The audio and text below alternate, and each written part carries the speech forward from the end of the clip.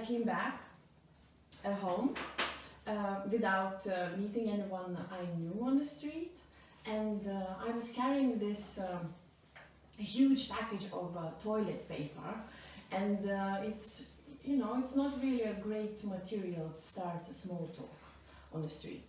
So I came back home, I took off my shoes, I hung up my coat, and I was wearing this deep dark green furry coat, which looked like a forest moss.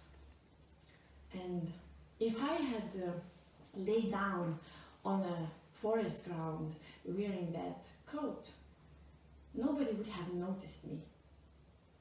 Maybe the animals would have come and sniffed me and licked my cheek or bit the shoe, but really, nobody would have noticed me. So it was a good day. I came back home unnoticed. I brought some food and wine. I put everything in the fridge. I also hid the toilet paper in the larder. And I also brought some newspapers. It was an exciting time, magical. The headlines were screaming, "We are going to survive. The climate crisis is over."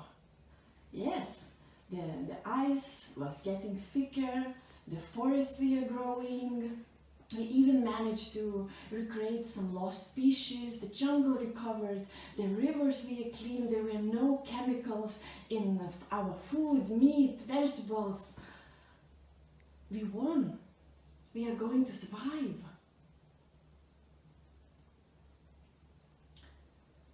It's hard to believe, but it's true. I wanted to celebrate, to have a hot, long bath. So I went to the bathroom, I washed my hands, I started the water running in the bathtub, I put some salt and oil, I undressed myself and lit the candles, put some music on. And then I just walked to my bedroom to get some fresh towels. I opened the door, and there she was, again, on a good day. But this time, she was lying on my bookshelf, not looking at me, staring at the wall. And her long, dark hair, which had this color of the crow feathers, with this flicker of the blue color, was just hanging off the edge of my bookshelf and covering my books like a curtain. The room suddenly became humid and hot and stank of ammonia. I just grabbed fresh towels and left, closed the door. The water was boiling in the bathtub, but I went straight in and I just hold my knees until my skin gets adjusted to this heat. And then I started feeling my muscles relaxing, and I just laid back. The steam was coming up, the smell of the lavender, the music was playing. But I could hear her talking, murmuring behind the door. I closed my nose and went under the water. But I could still hear her. So I walked up, I stood up, I stepped out of the bath, wrapped myself in the bathrobe, and went back to the bedroom, leaving wet footsteps as the traces behind me. I opened the door and this smell just immediately hit me. She was sitting on my bed. And she's one of these women that you never know what is her age. She's just ageless, always looks the same.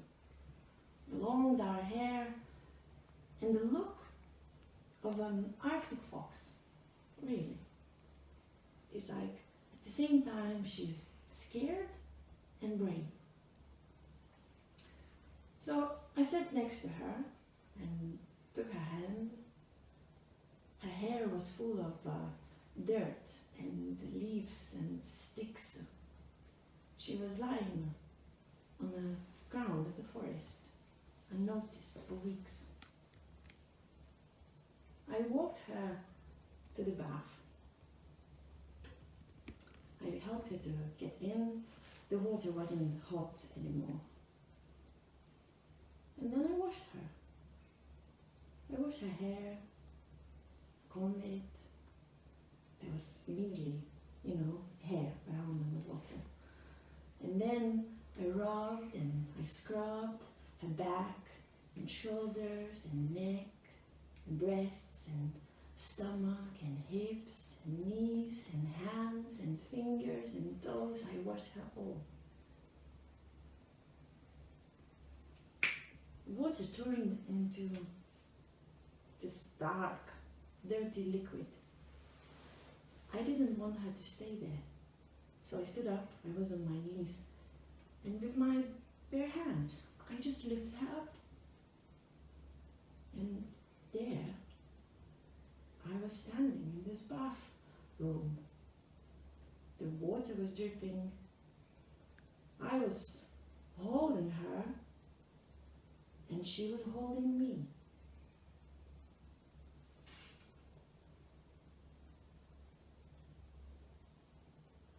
It's hard to believe. I know this story, but it's true.